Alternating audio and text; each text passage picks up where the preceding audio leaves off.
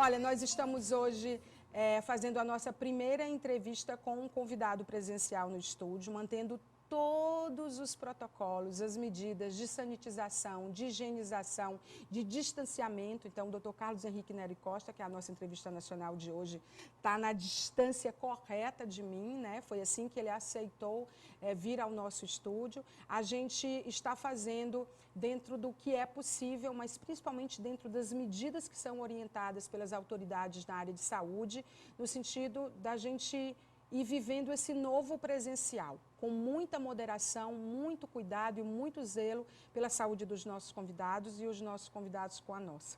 Não significa dizer que se o Dr. Carlos Henrique dissesse só faço se for pelo Zoom, a gente não tenha feito, porque a entrevista com ele, se ele disser que tem que ser num mergulho, em alto mar, a gente vai lá, dá um jeito e grava com ele. Por que eu convidei o Dr. Carlos Henrique? Primeiro, queria agradecer que você aceitou vir aqui conversar com a gente. Eu acho que presencialmente as pessoas estão um pouco cansadas das múltiplas telas, né? O multitelas. E a gente está com orientação da televisão, mas também deixando os apresentadores à vontade, aqueles que desejarem, que se sentirem seguros. Como o nosso horário praticamente é ao vivo e não tem ninguém na televisão, a gente, além de nós dois, nós temos só mais 2 pessoas no estúdio.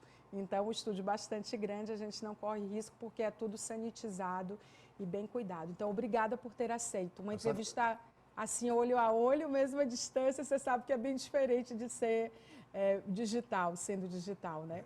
É uma satisfação. A última vez que eu dei entrevista foi logo antes do fechamento das escolas, quando começou a epidemia. E agora estamos aqui ao vivo. Isso não quer dizer que nós devamos relaxar.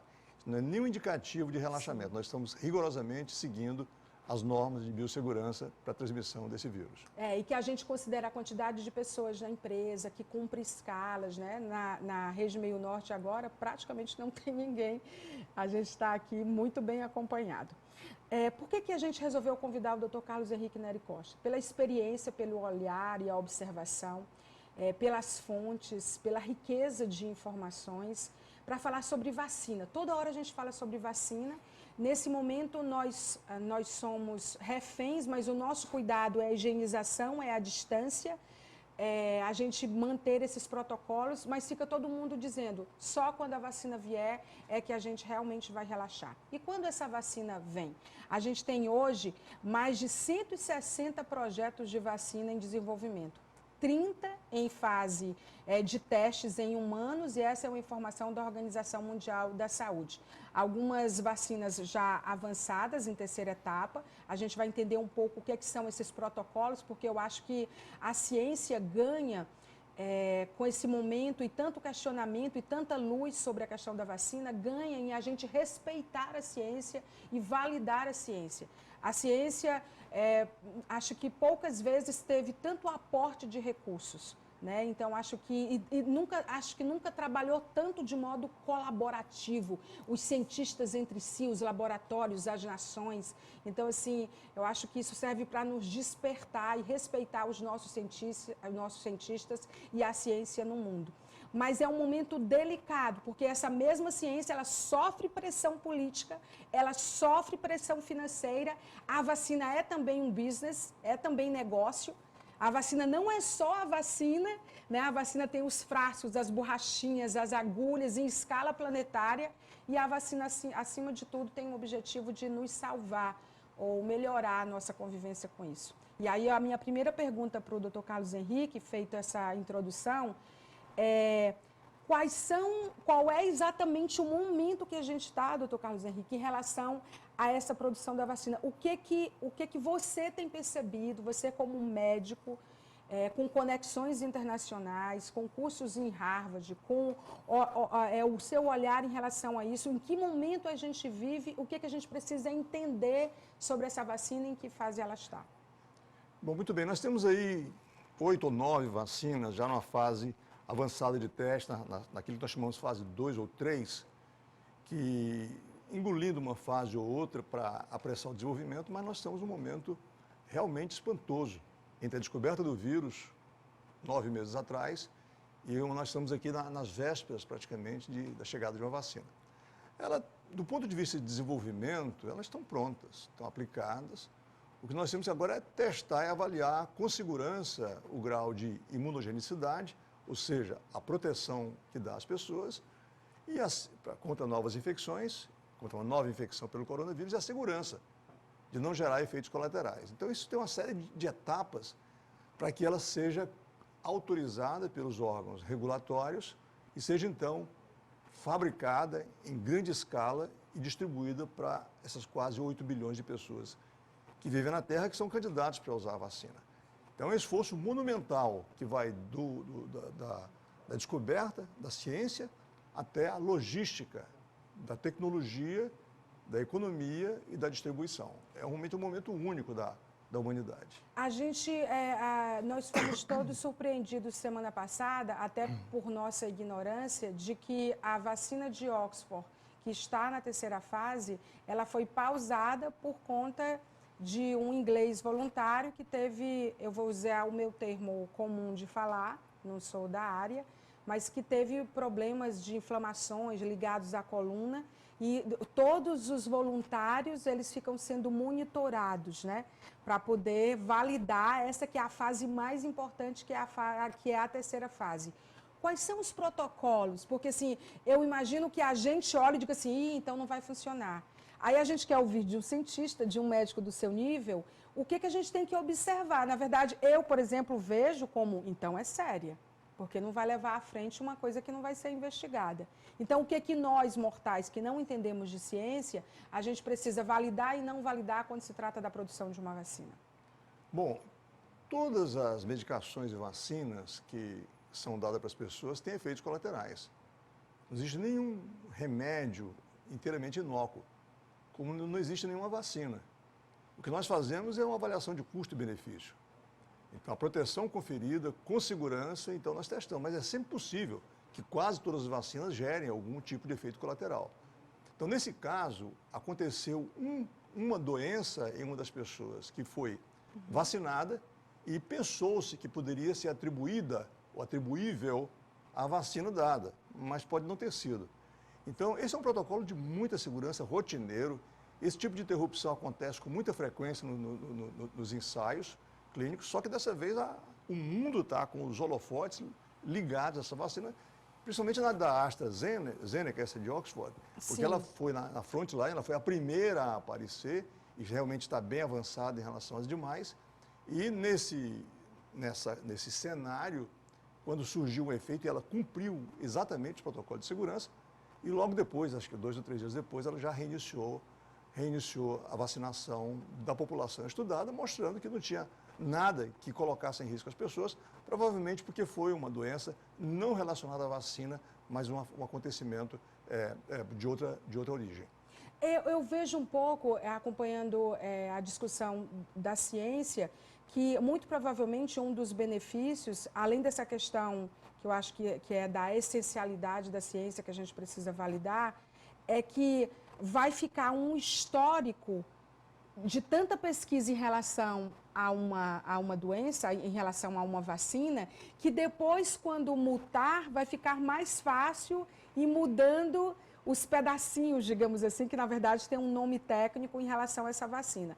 O coronavírus, os cientistas dizem, vocês médicos, que ele tem uma baixa taxa de mutação, comparado a outros vírus, influenza, que é uma loucura, toda hora muda, dependendo do lugar, né?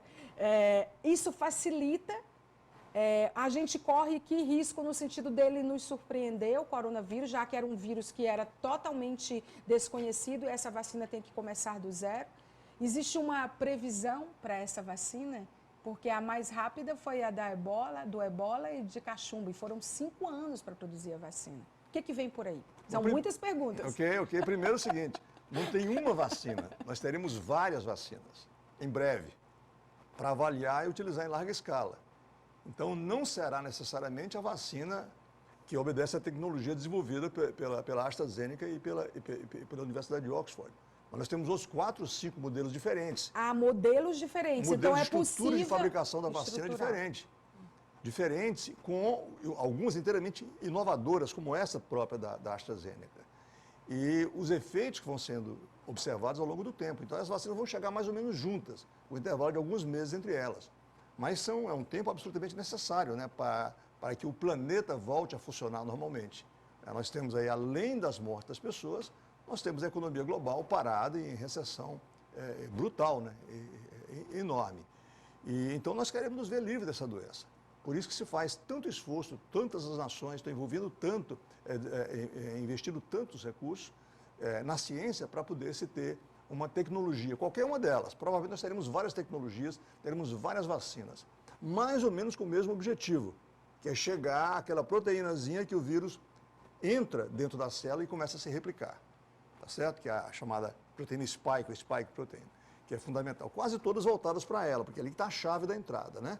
Mas eu acho que nós, em breve, teremos várias vacinas. Talvez a primeira seja desse tipo da AstraZeneca, que é o material genético do vírus, ele é codificado em outro vírus, um vírus relativamente comum, chamado adenovírus. Então, quando o adenovírus ele infecta nossas células, ele libera um material genético que codifica essa proteína, spike proteína, do coronavírus. E aí, então, o organismo reage contra aquela proteína e produz anticorpos, que são protetores para as próximas infecções. Pode falar. Então, nós temos aí 3 tipos dela. Tem essa, que utiliza um adenovírus de macaco. Então, ela tem uma vantagem de chimpanzés, porque ela não existe imunidade prévia dos seres humanos contra o adenovírus.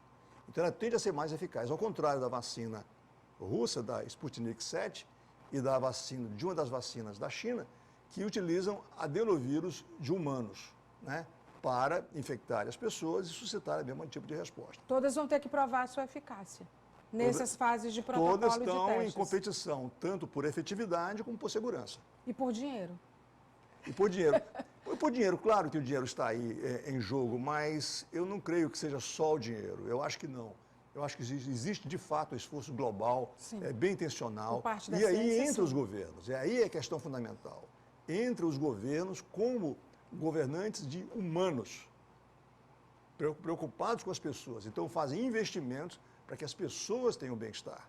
E aí é a hora que aquilo que é nosso, que é coletivo, que é do Estado, se transforma num bem para a humanidade. Então existe um esforço. Os Estados Unidos está financiando as vacinas, programas dele, como a da Moderna, que é outra tecnologia fantástica de desenvolvimento de vacinas. A China também, a Rússia também. Tem uma corrida também para ver quem que descobre primeiro, quem lança primeiro, né? Eu acho que queimando algumas etapas, alguns vão avançar mais rápido que os outros, mesmo que não tenha a regulação, as autorizações regulatórias de praxe, mas elas estão enxergando. Mas a gente não vai correr risco sem as... Bom, primeiro sempre corre risco. A diferença que tem gente que diz que não toma no primeiro ano. É? Não, eu não diria isso não, porque é o seguinte, veja só, nós temos aí, são fases de desenvolvimento de teste de drogas e vacinas, né? Da fase 1, que é basicamente testar a dose, para chegar à dose da vacina, depois nós testamos a segurança e a imunogenicidade. Fase 2, em um número menor de pessoas, centenas de pessoas mais ou menos. Aí depois nós vamos para a fase 3, que aí nós vamos para valer. São milhares de pessoas. Então, o que está se fazendo hoje é se juntando a fase 2 com a fase 3. Ou então, se planejando a fase seguinte, a fase 2 em relação à fase 1, a fase 3 em relação à fase 2, com investimento, mesmo que não passe. Aí vem o risco, né, do capital. Então, você investe enquanto está na fase 2, independente de passar ou não para a fase 3, você já está organizado para testar a vacina. É assim que se faz. Então, está se combinando, está se invadindo um programa com o outro para que se tenha o objetivo final, que o mundo está desesperado por essa vacina. E o mundo precisa andar. O Trump disse que tem que sair antes da eleição, porque vai ser o mérito dele. O Putin disse que as outras não vão prestar, vai prestar é a dele. E haja pressão. Essa vacina, eu tenho a impressão que dizer que ela vai estar pronta em 2021, no próximo ano, é precipitado, considerando os protocolos e o histórico de lançamentos de vacinas que temos, não? E tem também a questão financeira, ela fica pronta, mas eu acho que uma minoria vai ter acesso primeiro, mas chegar em escala global de as pessoas comuns que vão que não tem um plano, que não pode pagar, que vai estar disponível num posto de saúde, talvez 2022. Qual é a sua aposta? Não, eu sou mais otimista que você, bem mais otimista Você acha que que é o você. próximo ano? Porque, na verdade, as vacinas estão prontas. Elas estão prontas, elas estão sendo testadas. Mas elas estão prontas, tá certo? E algumas produtores já estão produzindo em larga escala. Ou seja, já estão queimando as fases seguintes. Para que no momento que tem a aprovação dos órgãos reguladores, que são exigentes, então ela possa ser distribuída Você em acha que escalas. também já tem essa produção de insumos de frascos, as borrachinhas, as seringas, nessa quantidade que a gente nunca viveu? Pois é, não é um esforço imenso. Por exemplo, a fabricação do vidrinho, tá certo? Nós, em alguns momentos, podemos ter um gargalo nisso aí, mas existe um esforço global, interconectado, de vários produtores, para garantir que esses insumos para a produção das vacinas estejam disponíveis em tempo recorde. Agora, nós não teremos 8 bilhões de doses de vacina, ou 16 bilhões, ou 15 bilhões de vacina, que se forem 2 doses, prontas da noite para o dia. Não vai ser assim, realmente. Nós teremos, provavelmente, uma produção escalonada, dirigida a grupos de risco. Primeiro. O pessoal da área de saúde está morrendo Sim. aos montes. Perdemos mais um colega na semana passada. Verdade. Dolorosamente. E as pessoas de risco, as pessoas de mais idade, as pessoas que têm outras doenças, diabetes, hipertensão, obesidade, então eles configuraram no grupo que vai iniciar a vacinação. Tá certo? Certamente serão essas pessoas que vão. Então, na medida que o tempo passar, que esse grupo for sendo premiado, os outros grupos, naturalmente, serão E os países eleitos. comprarem para poder isso ser acessível a todos. É né? outro problema, porque os países que produzem vão produzir primeiro para si. Pois O é, e mundo vão vender a desenvolvido- preço de ouro, mais do que a preço de dado, que é o novo petróleo, para os outros países. Pois é, não sabemos como é que vai ser esse negócio ainda, né? Como é que vai ser o nível de cobrança de lucro que vão dar. Mas alguns países já estão antecipando a negociação, para evitar que a vacina estando pronta, a gente não tenha acesso a elas. Então, mais uma vez, as pessoas mais pobres, Sim. africanos e os países mais pobres terão um retardo na O chegada da Brasil, os vacina. rincões brasileiros, né? A gente tem várias Áfricas aqui. A gente tem o próprio Brasil que não tem acesso. Eu sei disso e você sabe, você é um defensor disso, inclusive, da humanização da saúde no sentido do alcance e do acesso. Vamos dar uma volta pelo mundo, saber o que os grandes veículos de comunicação estão dizendo em relação à vacina. A gente vai agora para as manchetes principais, as mais recentes, e depois a gente volta para encerrar com as perguntas das cartelas dos nossos internautas. O The Guardian, ele disse o seguinte: rastreador de vacinas Covid. Quando uma vacina contra o coronavírus estará pronta? Quer dizer, a mídia mundial, global, também com as mesmas dúvidas, né? The Wall Street Journal diz que a Moderna afirma que a vacina Covid-19 mostra sinais de trabalho em adultos mais velhos. A questão dos grupos que você estava falando. A CNN diz que dentro da empresa na vanguarda do esforço da China para desenvolver uma vacina contra o coronavírus. Ela entrou e fez uma matéria completa mostrando como é que está sendo produzida a vacina na China.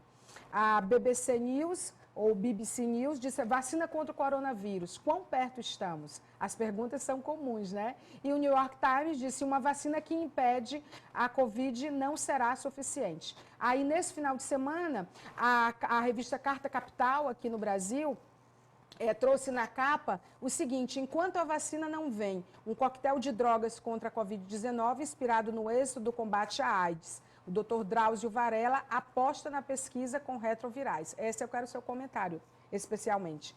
E a Newsweek da semana passada, que a gente mostrou aqui, que foi que despertou em nós, como jornalistas, de trazer o Dr. Carlos Henrique Neri Costa, fala da rapidez sem precedentes, que era a preocupação que eu manifestei aqui ao Dr. Carlos Henrique, com a qual a ciência está desenvolvendo uma vacina para a Covid-19, que é uma das histórias mais inspiradoras desse capítulo da humanidade, né, de sobrevivência. Então, as vacinas candidatas surgiram apenas algumas semanas, né, depois, e já está nessa corrida, que já foi aqui narrada com detalhes pelo Dr. Carlos Henrique Neri Costa, mas sofrendo pressão, universidades, Big Pharma, muitas formam equipes para desenvolver essa vacina, que com certeza quem sair na frente vai entrar para a história.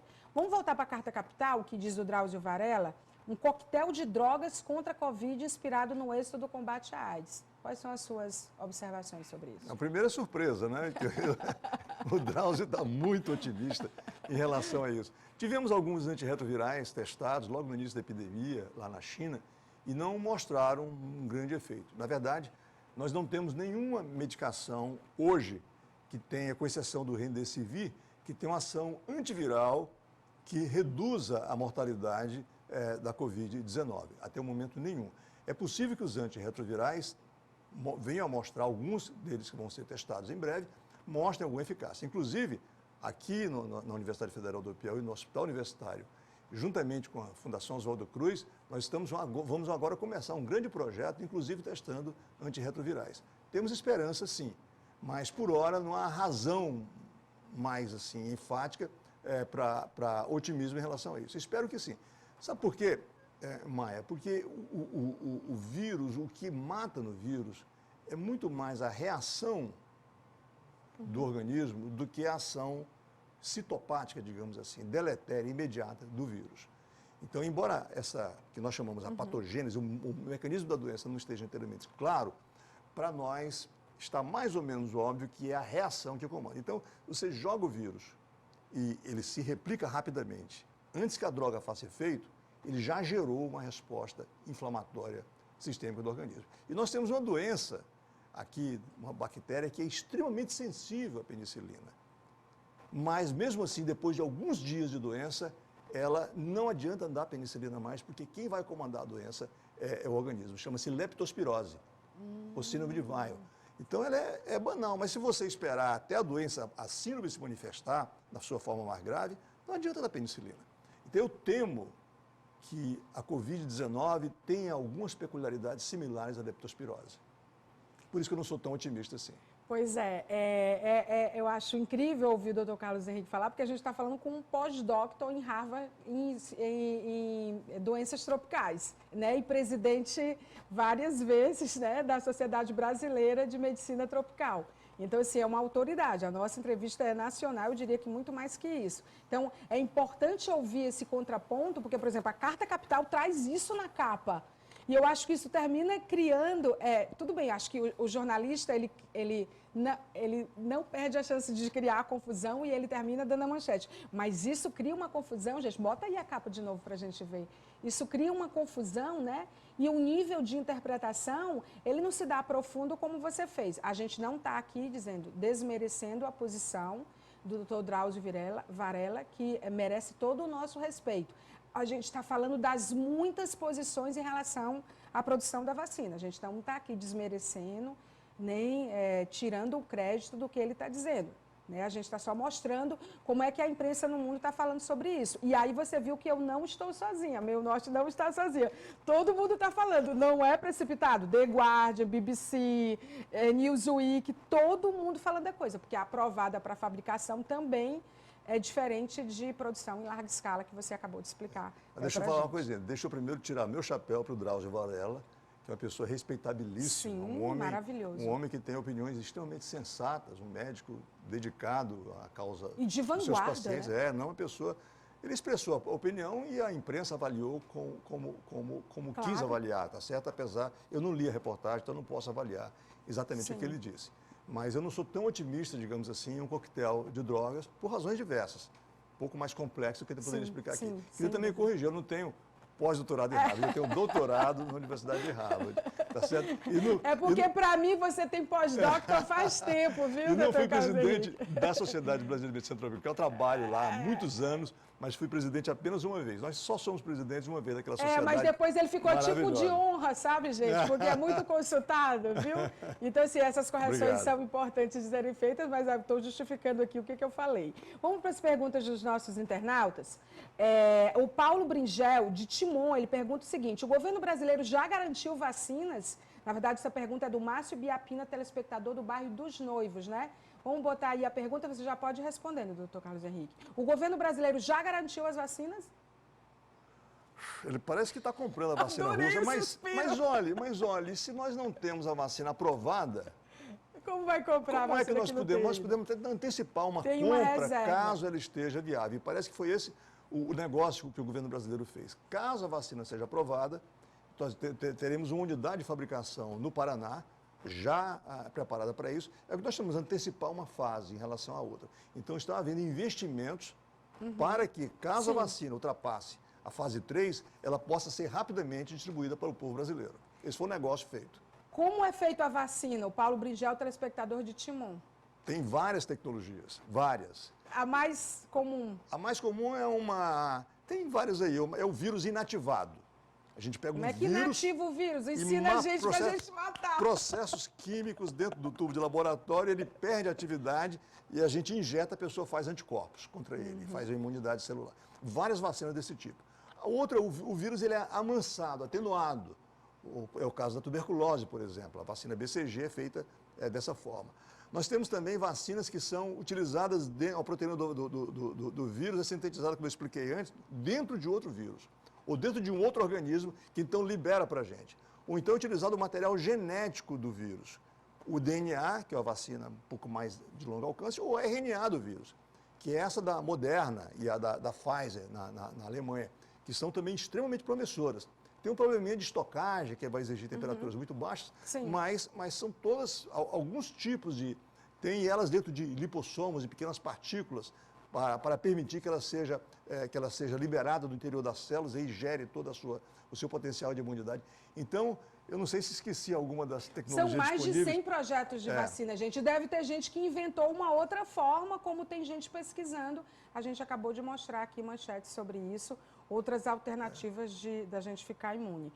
Como ser voluntário nas fases de teste? A Mariana Potencorboli, internauta de São Paulo. Bom, a pessoa tem que ficar sabendo, as unidades geralmente são profissionais de saúde, são pessoas de alto risco, que são chamadas para isso. Então, geralmente são convocados dentro da estrutura em que eles trabalham. Eles são alcançados, então é feito o convite e as pessoas, então, decidem participar.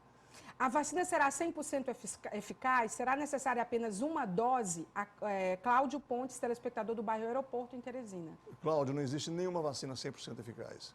Nessa vacina, quiseram que existisse, né? O sarampo a gente quase imunizou 100% e a polio também, mas eu estou falando de outra coisa. Não, uma coisa é a eficácia da vacina na população, a outra é quantas pessoas se vacinarão, a cobertura vacinal.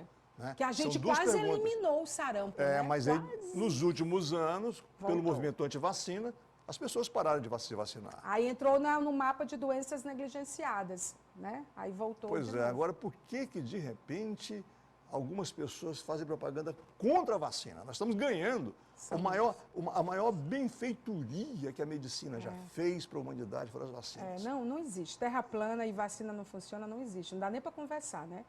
Então, uma dose será o suficiente? Segunda parte da pergunta dele. Provavelmente não.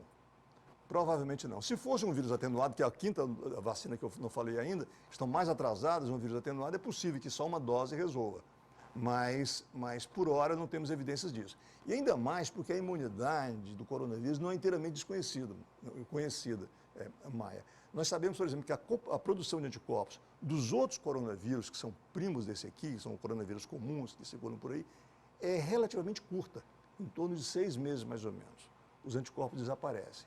E a proteção conferida não é completa, né? A gente não vai esperar uma proteção completa, porque as pessoas continuarão, mesmo sem ter sintomas, continuarão eliminando o vírus. Então a questão é essa, qual tipo de vacina que a gente espera? Uma vacina que livre a pessoa de qualquer sinal de infecção, uma pessoa que livre a pessoa de sintomas leves, uma vacina que livre as pessoas de doença grave, como é a da influenza hoje, tá certo?